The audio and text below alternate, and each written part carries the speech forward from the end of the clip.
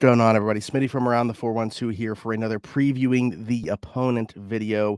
Week 3, Pittsburgh Steelers travel to Las Vegas to take on the Raiders on Sunday Night Football. The Pittsburgh Steelers coming off of a win on Monday Night Football the previous week against the Cleveland Browns. Meanwhile, Vegas getting absolutely throttled by the Buffalo Bills in week 2 after they got off to a fast start. Davante Adams scores a quick touchdown. That was about all for the offense. Pittsburgh Steelers, though, not the best taste in their mouth, I would assume, from that Monday Night Football victory, especially in the offensive side of things.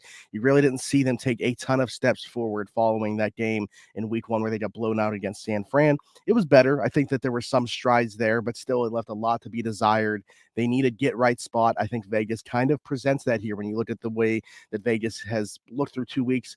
On the defensive side of the football, they're allowing 355 yards per game, 216.5 passing, 138.5 rushing. That's towards the bottom of the league. Of course, as Pittsburgh fans, we are second to last, only in front of Cincinnati, if you can believe that, who's allowing a ton right now. So I look at Vegas's defense. They got some players like Maxx Crosby's there. Tyree Wilson's a promising rookie, though he hasn't really done much yet, and he's questionable as of right now throughout, as the time of recording this, with his participation throughout practice this week. But they got Trevon Merrick on the back end, a player in Marcus Peters that we are probably very familiar with. Bilal Nichols, who's up the middle, he's questionable as of right now with his participation. Also, just some other injuries on that end as well. Chris Smith and Jacorian Bennett, who are rookies, both questionable with their participation. And Chandler Jones, we know, isn't going to play in this game. So I look at Vegas's defense. I think the opportunity certainly presents itself to be able to take advantage of some things, but the Steelers offense has been a mess in their own right. I think that Vegas is probably looking at this matchup similarly to us, and that their defense is in a get-right spot. And they have matchups they can take advantage of. Maxx Crosby, who I mentioned first and foremost, is the guy that you got to circle, right? I mean, Pittsburgh coming out of the gates here, Nick Bosa, Myles Garrett, and Zadarius Smith, and then Maxx Crosby in this one. They just keep getting these elite edge rushers thrown at them early in the season here. Maxx Crosby, very different pass rusher than those that I aforementioned, though. I think with him, maybe not as like just an athletic freak. I think he's a very good athlete, but not to the level of Nick Bosa, Myles Garrett. But the hand placement is as good as it gets in terms of edge rushers in the NFL, and just that high motor. I mean, a guy that's played with a chip on his shoulder his entire career, former 4th-round pick. I think really cool story in terms of his sobriety journey and everything like that. A guy that I've always rooted for. He presents a different challenge for this team, and I think that he's obviously the guy you got a key on. I think what's so unique and different about him is his production, despite, again, when you look at this defense, maybe not the most star-studded, powerful defense, but he's still going to get his, even though he knows he's going to be the focal point for other teams when attacking them.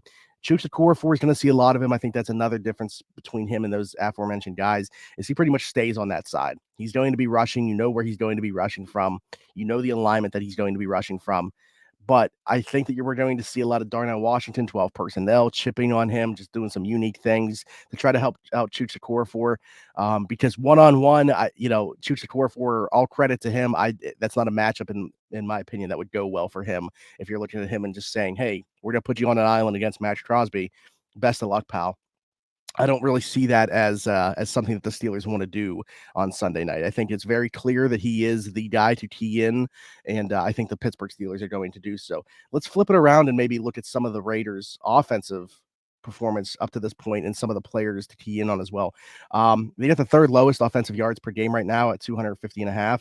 That also only in front of the Pittsburgh Steelers and Cincinnati Bengals. 192.5 passing yards, 58.5 on the ground. I think that's what really surprises people, right? You know, Josh Jacobs coming off the year that he just had, not off to the fastest start. Obviously, the offensive line in front of him's performance is going to play a role into that. But Josh Jacobs himself, wasn't part of the entire offseason with the Raiders. Maybe that's playing a role. It's just slow out of the gates here. Jimmy G, Josh Jacobs, Davante Adams, Jakobi Myers, Hunter Renfrow, Michael Mayer. And then those tackles, Colton Miller and Jermaine Eluemunor, who they brought back in free agency, was pretty decent for them. I think it made sense to bring him back. Colton Miller's a really good left tackle, in my opinion, one of the more underrated ones in the league. Jimmy G is what he is. I don't know that there's anything that he's going to do that really surprises you, but hey, he's competent enough. He's a game manager type quarterback. He can get the job done. That's why they brought him in there to do it. Now, I think that the argument could be made, did it really make sense going from Derek Carr to Jimmy G? It seems like a relatively lateral move, in my opinion. But clearly that marriage was ready to end with Derek Carr.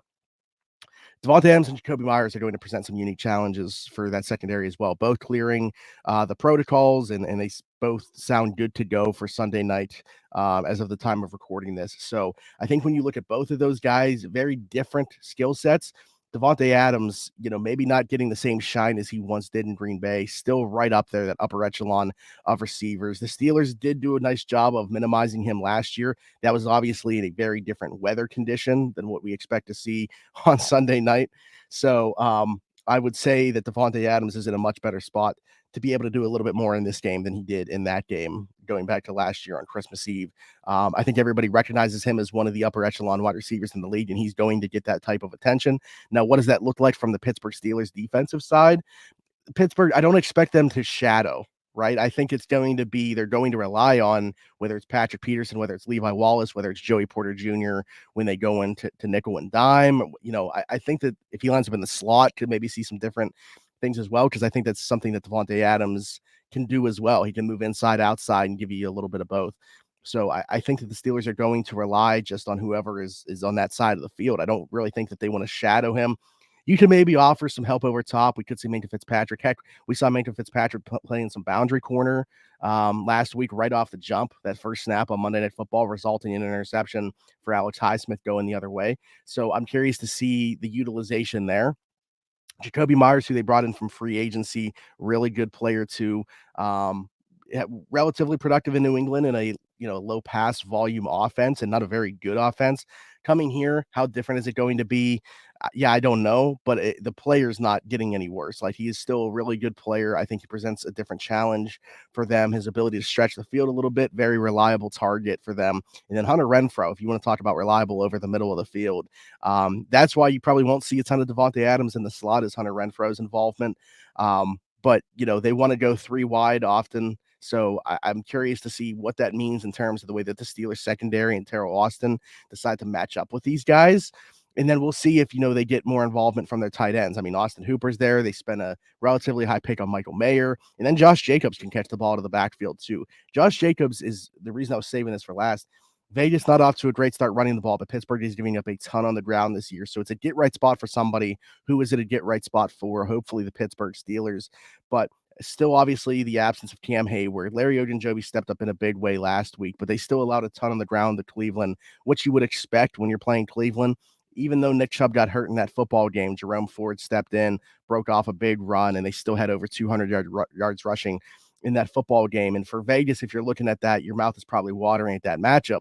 But again, I look at this and I look at Vegas's offensive line. They got the tackles, I think, in at least a competent spot on both sides. And again, I really like the left tackle in Colton Miller. But I think that, the interior of that offensive line, you can kind of have your way with. I expect, Larry Ogunjobi, who had a big game on Monday night, I think he could repeat that performance.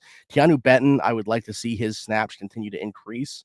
And I want to see Fehoko, who got a helmet, or who should get a helmet. He was just elevated from the practice squad, who should get a helmet in this game. I thought it would be last week. I think if he's going to be able to plug up some of that stuff in the middle and keep the likes of Cole Holcomb, Elandon Roberts, Quan Alexander clean, and those guys can play downhill and just support the run, those guys are going to have a lot better performance. We've kind of seen from one week to the next, the communication aspect of things start to come together on that defensive side. I really think another week is only going to take that a step forward. I really like the addition of Braden Fehoko to the 53. I think he's got to get a helmet. I think this is the perfect situation for him to do so. I think differently to Cleveland, they run a different type of scheme in terms of running, the helmet on helmet, like it's not necessarily as much zone blocking scheme. So I'm curious to see how that fares for a guy like Braden Fehoko. Armon Watts still going to play. DeMarvin Leal, I thought, had his moments on Monday night, but I really look at Braden Fajoto's involvement here and being able to keep those linebackers clean as, a drastic improvement from where they've been through the first 2 weeks. I think that's all I got here. That's what I got on the Raiders. I think that it's a matchup, again, that both sides are probably looking at, thinking that this is one that we could have, and this is a get-right spot. So something's got to give. Which way is this one going to go? You guys can let me know in the comments. As far as a prediction, I got the Steelers in this one. I do think they find a way to offensively I'm not going to say they score 30 or anything like that, but I think that they find a way to get more involvement from the likes of Pat Freiermuth, who's only has 2 catches so far this season. I think George Pickens, who had a really nice game on Monday night, despite only having 4 catches, but 10 targets, he was open a lot more than those targets and those 4 catches would tell you. I think they find a way. I still think defensively they're closer to their week 2 than week 1 performance. Get a couple takeaways in this game, and I think the Steelers win this one. We'll do 26-20 in this one. The Steelers get the victory. Let me know what you guys think in the comments, whether you're Steelers or Raiders fan. Again, I think both teams probably feeling okay about this one, but something's got to give on Sunday night. We will see what that is. Thanks for tuning in. Give us a like, subscribe to the channel, hit that notification bell. Go check out another video. We got a ton of content on the channel, and check out the description where we have some links to our GoFundMe for our yearly Christmas fundraiser, as well as our friend Haley Wagner's small business, her clothing design. So go check that out. Until next time, we'll see you. Bye-bye.